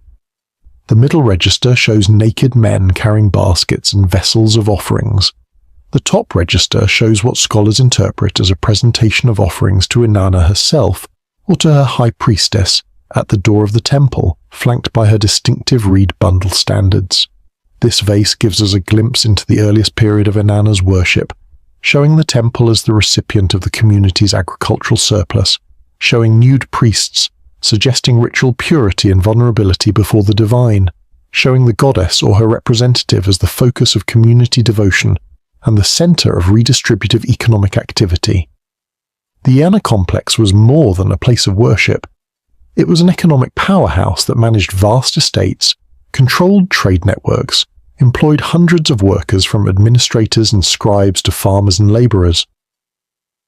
Clay tablets found in the temple archives record transactions involving grain, livestock, textiles, and other goods. The temple collected tithes and offerings, redistributed resources, paid workers, and funded building projects. In a very real sense, the Temple of Inanna was the economic engine that made urban civilization possible. This dual function, spiritual center and economic institution, was not seen as contradictory. The prosperity of the land came from the goddess's favor. Offerings made to her temple were investments in the community's future, ensuring fertility and abundance. The temple's accumulation of wealth was not exploitation, but rather a manifestation of divine blessing that benefited everyone through the temple's redistributive activities. The temple was staffed by a complex hierarchy of religious personnel. At the top were high priestesses, women of elite families, sometimes even of royal blood. The position of Entu, or high priestess, was one of enormous prestige and power. These women represented Inanna in ritual contexts, particularly in the sacred marriage ceremony. They were literate, educated, often politically influential.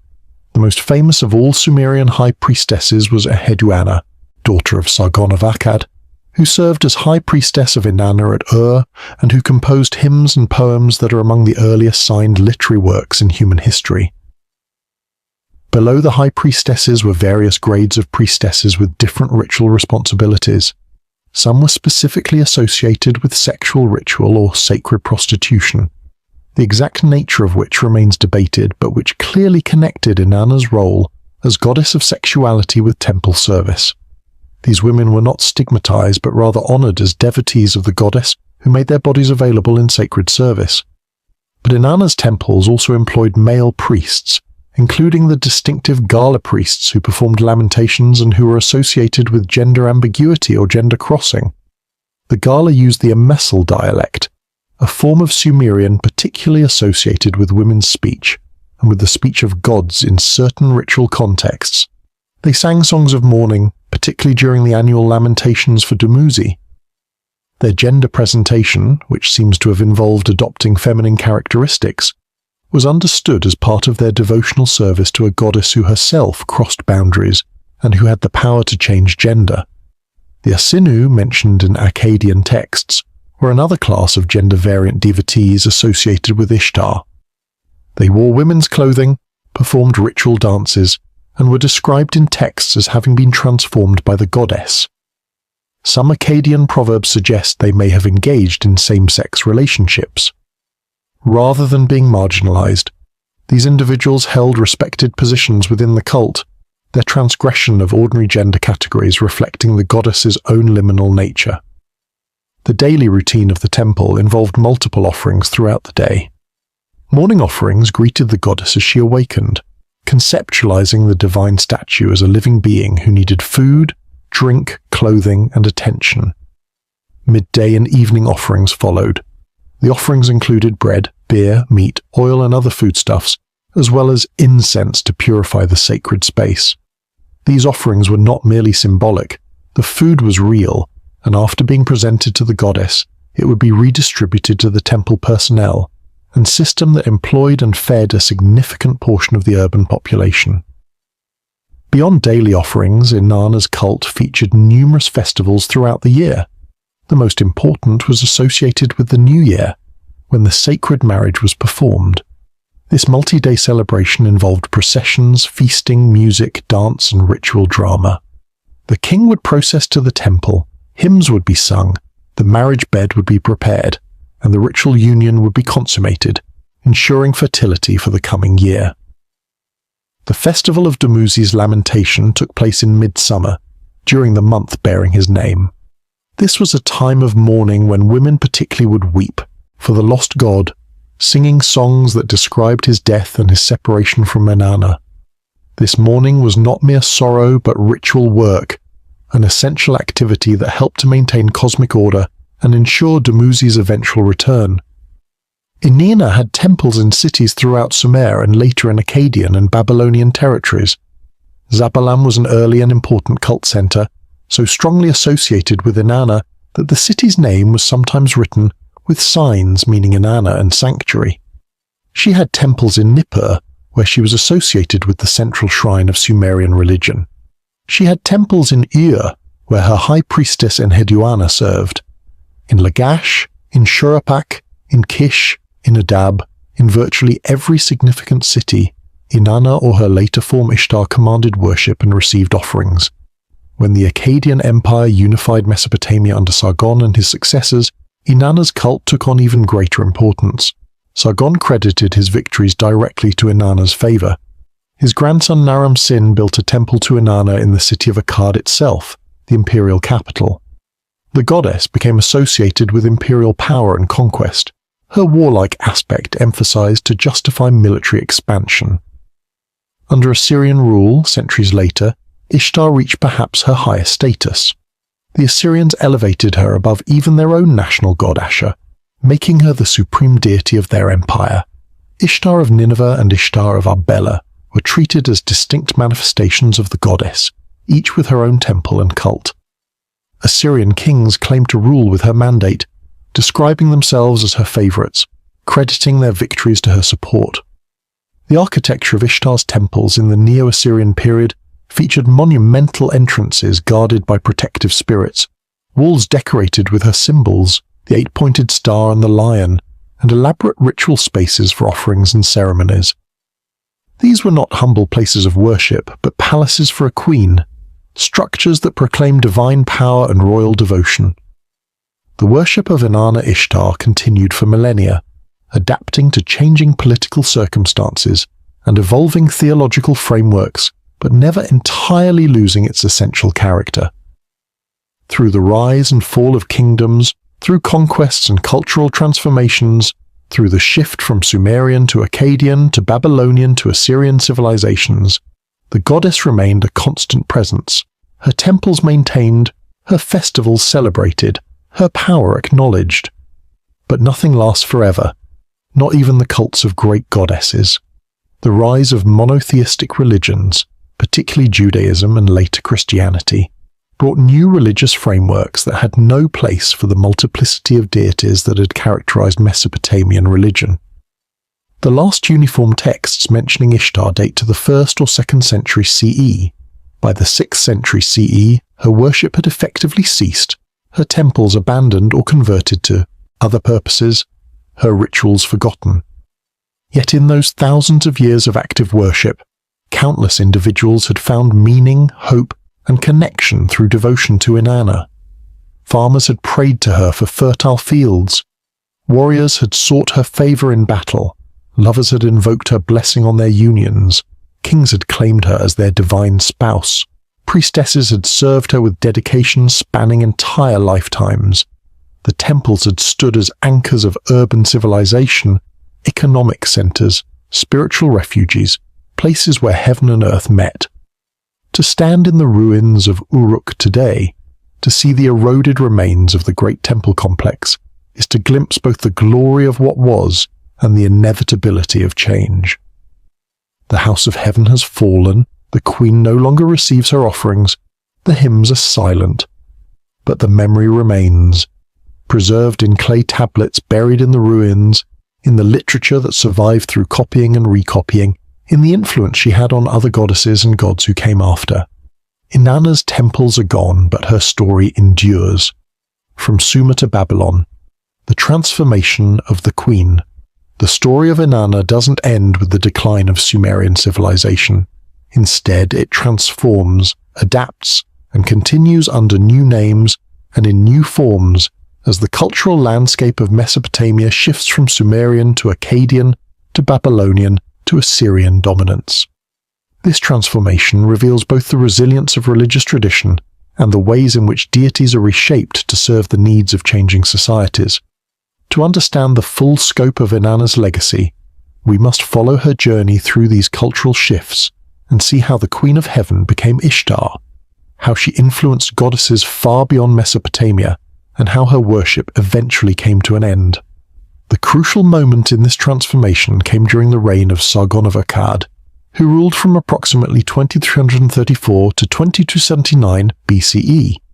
Sargon created the first empire in Mesopotamian history, unifying the previously independent Sumerian city-states and the Akkadian-speaking regions to the north under a single rule. This political unification required religious reconciliation, a way to bring together the different pantheons and different traditions of worship that had developed in separate cities and cultures.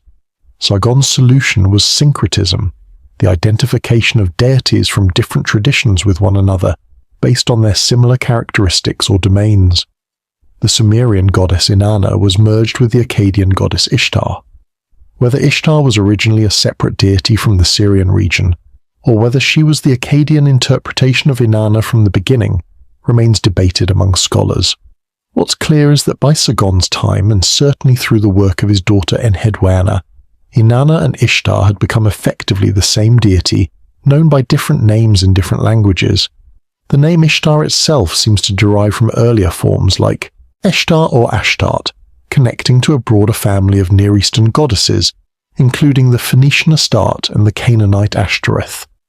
This linguistic connection suggests that goddesses of love and war were widespread in the ancient Near East, and that the figure we know as Inanna Ishtar was part of a larger pattern of goddess worship that transcended individual cultures.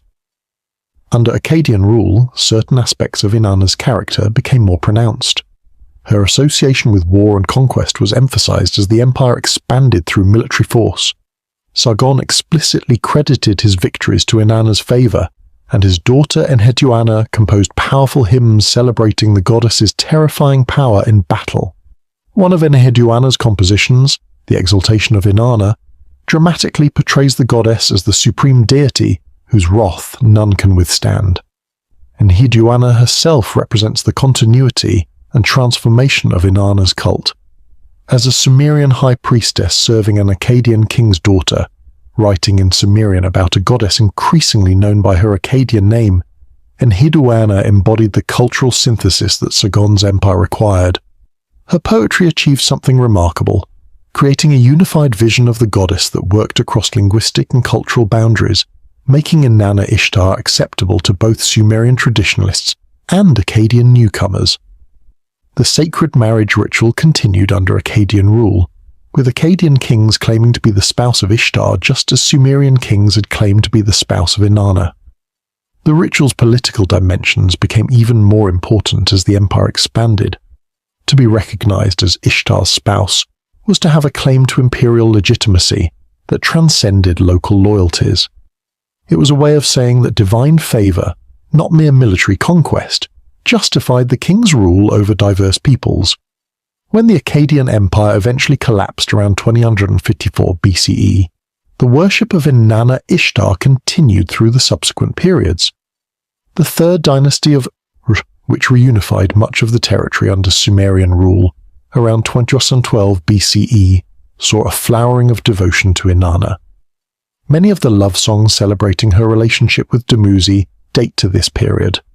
The sacred marriage was practiced with particular elaboration, with detailed hymns describing the ritual in ways that give us our clearest picture of how it actually functioned. But as time passed, the balance shifted increasingly toward the Akkadian name and the Akkadian cultural framework. Sumerian ceased to be a spoken language sometime around 2000 BCE, though it continued to be used as a literary and liturgical language, like Latin in medieval Europe. As Sumerian declined, so did the distinctly Sumerian aspects of the goddess's cult. Inanna became Ishtar, and though the two were understood as the same deity, Ishtar took on characteristics and associations that reflected Babylonian and Assyrian rather than Sumerian culture. In Babylonian religion, Ishtar became part of a restructured pantheon. She was the daughter of the moon god Sin, the Akkadian form of Nanna, making her genealogy consistent with older Sumerian tradition. But she was also increasingly paired with Marduk, the rising national god of Babylon. While Ishtar never became merely a consort or subordinate to Marduk, her cult in Babylon had to accommodate itself to the growing importance of the male sky god. The astral aspect of Ishtar became even more prominent in Babylonian astronomy and astrology. As Venus, she was one of the planets whose movements were carefully observed and recorded. The Babylonians developed sophisticated mathematical models to predict Venus's appearances and disappearances, understanding that the morning and evening star were the same object. These astronomical observations fed back into religious understanding, with Ishtar's movements through the sky interpreted as having omens and meanings for earthly events. Under Assyrian rule, beginning around 1365 BCE and reaching its height between 911 and 609 BCE, Ishtar achieved perhaps her greatest prominence. The Assyrians made her their supreme deity, elevating her above their own national god Ashur. This was an extraordinary development. Most ancient peoples placed their national god at the top of the pantheon, but the Assyrians apparently found in Ishtar something that spoke to their imperial ambitions and their military culture. Assyrian kings styled themselves as the favourites of Ishtar of Nineveh and Ishtar of Arbela, treating these as distinct manifestations of the goddess, each with her own temple and her own cult. Royal inscriptions describe the kings consulting Ishtar before battles, receiving oracles from her priestesses, crediting their victories to her direct intervention. She was portrayed in Assyrian art as a warrior goddess par excellence, armed with bow and arrows standing on the backs of lions, radiating power and terror. The Assyrians also maintained Ishtar's connection to sexuality and love, but this aspect seems to have been somewhat subordinated to her martial nature and official royal ideology. The empire needed a war goddess more than a love goddess, and Ishtar obliged, or rather, her priests and theologians reshaped her image to serve imperial needs. Yet the earlier traditions never entirely disappeared. Love poetry continued to be written, sacred marriage rituals continued to be performed, and her temples continued to employ priestesses whose service had sexual dimensions. Beyond Mesopotamia proper, Ishtar's influence spread widely through the ancient Near East. The Phoenician goddess Astarte, worshipped throughout the Levant and the Mediterranean world, was directly influenced by and possibly derived from Ishtar. The Hebrew Bible mentions Ashtoreth, clearly the same goddess, as one of the foreign deities that some Israelites worshipped, despite the prophet's condemnations. The cult of Astarte included sacred, prostitution, and fertility rites that closely paralleled Mesopotamian practices. In the Hittite realm, Ishtar was identified with, or influenced, the goddess Shaushka, who, like Ishtar, governed both love and war. In Egypt, during periods of Mesopotamian influence, Ishtar appeared in religious texts and magical spells. The goddess was remarkably adaptable, able to cross cultural boundaries while retaining her essential character. Perhaps most significantly, Ishtar influenced the Greek goddess Aphrodite. While Aphrodite had indigenous Greek roots, her association with sexuality, her origin myths, and certain aspects of her cult show clear Mesopotamian influence that came through Phoenician intermediaries. The story in Homer's Iliad of Aphrodite, being wounded in battle and running to complain to her father Zeus, remarkably parallels Ishtar's behavior in the Epic of Gilgamesh, suggesting that specific myths traveled along with the general god archetype. But by the first millennium CE, fundamental changes were transforming the religious landscape of the ancient Near East. Monotheistic religions, first Judaism and then Christianity and Islam, were spreading, bringing with them a rejection of polytheism and particularly a suspicion of goddesses. The goddess worship that had been so central to ancient Near Eastern religion for thousands of years came to be seen as false idolatry, as the worship of demons masquerading as deities. The last datable cuneiform tablets that mention Ishtar come from the 1st or 2nd century CE. By this time, traditional Mesopotamian religion was in serious decline, squeezed between the competing attractions of Hellenistic culture, Zoroastrian dualism, and Christian monotheism. The old temples were falling into ruin, the priesthoods were dying out, the rituals were being forgotten. When Christianity became the dominant religion of the Roman and later Byzantine empires, the remaining vestiges of goddess worship were actively suppressed. By around 600 CE, the worship of Ishtar had effectively ceased. The temples were abandoned, converted to churches, or quarried for building materials. The hymns were no longer sung. The festivals were no longer celebrated. The goddess, who had been worshipped for more than 3,000 years, who had commanded the devotion of millions of people, who had shaped the religion, literature, and culture of one of humanity's great civilizations, had fallen silent.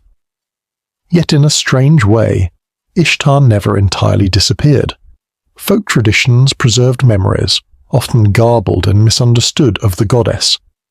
Medieval Christian scholars knew of her through references in the Bible, though they interpreted her as a demon. Her influence on Aphrodite meant that aspects of her character continued in Greek and Roman mythology. Modern archaeology, and the decipherment of cuneiform writing in the 19th century, brought her back from the dead, so to speak, revealing her myths and her cult in remarkable detail. Today, Inanna Ishtar has become a figure of fascination for scholars, feminists, and spiritual seekers. She represents a powerful feminine divinity from an era before the dominance of male sky gods, a goddess who was sexual but not maternal, warlike but not simply destructive, independent and complex and utterly undomesticated. Academic books and articles analyze her myths from every possible angle: psychological, political, historical, astronomical. Neo-pagan and goddess spirituality movements have adopted her as a symbol of feminine power and autonomy. In literature and popular culture, Inanna appears as a character in fantasy novels, is referenced in poetry, and inspires artistic representations. She has become, in a sense, immortal, in a way her ancient worshippers never quite achieved. They kept her worship alive for 3,000 years through ritual and prayer. We keep her memory alive through scholarship and imagination, finding in her ancient stories reflections of eternal human concerns, questions about love and death, power and desire, the relationship between mortals and divine forces that remain relevant today. The transformation from Inanna to Ishtar to Astarte to Aphrodite to modern reimagining shows us something profound about how religious traditions evolve. Gods and goddesses are not fixed, unchanging entities. They are living cultural forces that adapt to the needs and understandings of the people who worship or remember them. Inanna changed dramatically from her earliest appearances in the Uruk period to her final manifestations in the late Babylonian period. Yet something essential remained constant: a fierce independence, a refusal to be confined to any single category, a complexity that resisted simplification. Conclusion: the eternal queen. So we've travelled through more than 3,000 years of history, from the earliest temples of Uruk to the final decline of Mesopotamian religion, following the path of a goddess who defied every attempt to categorize or contain her. We've seen Inanna as the clever trickster who stole the me from Enki, as the bold adventurer who descended to the underworld and returned, as the passionate lover of Dumuzi, as the vengeful deity who sent the bull of heaven against Gilgamesh, as the patron of cities and kings, as the queen of heaven whose temples dotted the Mesopotamian landscape. What can we conclude about this remarkable figure? Perhaps the most important observation is that Inanna embodies contradictions not as flaws but as fundamental truths about existence.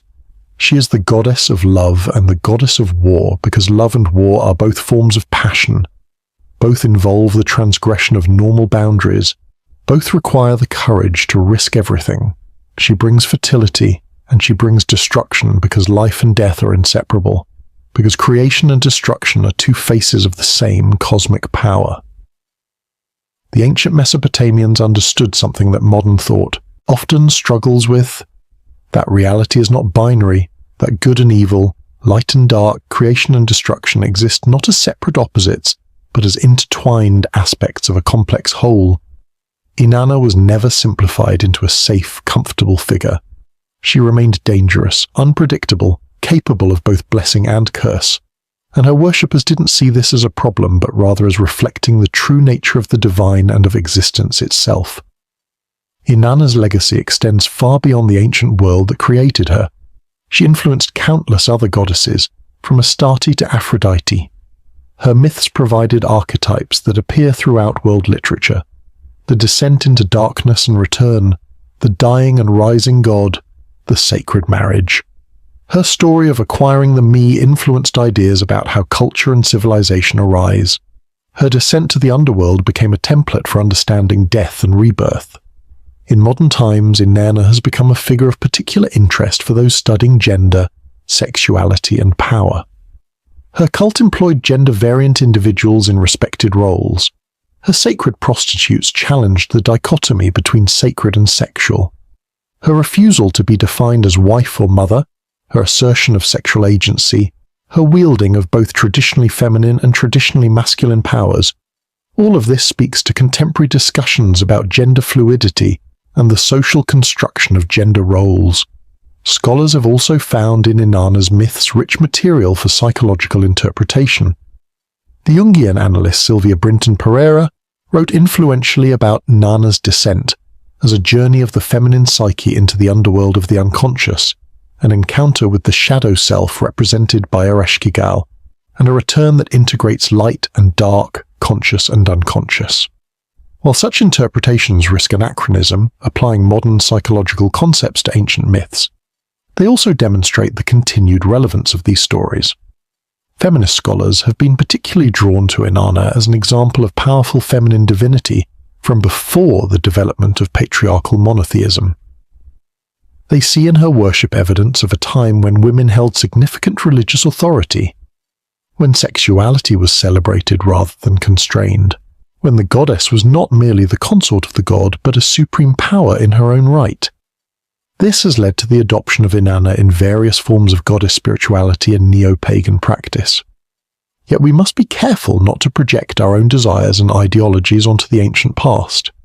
The worship of Inanna existed within societies that were deeply hierarchical, where slavery was accepted, where women's rights were limited in many ways despite the power of individual priestesses. Inanna herself, for all her power and independence, existed within a patriarchal pantheon, where male gods, like An, Enlil, and Enki, held ultimate authority in most theological frameworks. The sacred, marriage, while giving priestesses important roles, also served to legitimize male kingship. Still, there's no denying that Inanna represents something extraordinary, a divine feminine figure of genuine power and complexity who commanded worship for millennia. The hymns written to her, particularly those by Enheduanna, are among humanity's earliest literary works. Her myths are found in some of our oldest surviving texts. She was there at the very beginning of civilization, as cities were forming, as writing was being invented, as humanity was making the crucial transition from villages to urban life. And perhaps that's why Inanna matters, even now, thousands of years after her worship ceased. She reminds us of the antiquity and complexity of human religious imagination. She shows us that our ancestors created deities as complex and multifaceted as any modern literary character. She demonstrates that ideas we might think of as modern, like the fluidity of gender or the integration of sexuality and spirituality, have ancient precedents. The Queen of Heaven is silent now. Her temples are ruins. Her priestesses are dust. The sacred marriage is not celebrated. Dumuzi is not mourned. The Mi have been scattered and lost. Yet in the clay tablets buried in the ruins, in the myths preserved through millennia of copying, in the scholarly books and articles analyzing her cult, in the artistic representations inspired by her image, in the conversations about her significance, Inanna endures. She endures not as a living goddess receiving worship, but as a cultural memory, an archaeological treasure, a literary figure, a symbol, an inspiration. She endures because her stories still speak to us across the vast gulf of time. We understand Inanna's desire to acquire the Me, to become more than what others have designated her to be. We understand her willingness to descend into darkness, to face death itself, to risk everything for transformation. We understand her rage when scorned, her love that bordered on obsession, her complexity that defied simplification. The ancient Mesopotamians are gone, their languages are dead, their cities are buried in sand, their gods no longer receive offerings, but they left us their stories, inscribed in clay that survived the fall of empires, the passage of millennia, the transition from their world to ours. And among those stories, the myths of Inanna shine brightest, giving us a portrait of a goddess and through her, a window into the minds and hearts of the people who created one of humanity's first great civilizations. If you've enjoyed this journey through the life and times of the Queen of Heaven, please take a moment to like this video and subscribe to the channel. Your support makes it possible to continue exploring the deep history of human belief, to unearth these ancient stories and make them accessible to modern audiences. Share your thoughts in the comments. Tell me what aspect of Inanna's mythology resonates most with you. Let me know what other ancient deities or myths you'd like to explore. From the temples of Uruk to the digital age, from clay tablets to computer screens, the stories endure. The Queen of Heaven lives on, not in belief but in memory, not in worship but in wonder. And perhaps that's enough. Perhaps that's the truest form of immortality any deity can achieve, to be remembered, to be studied, to be reimagined for each new generation, to remain forever fascinating, forever complex, forever the queen of heaven and earth.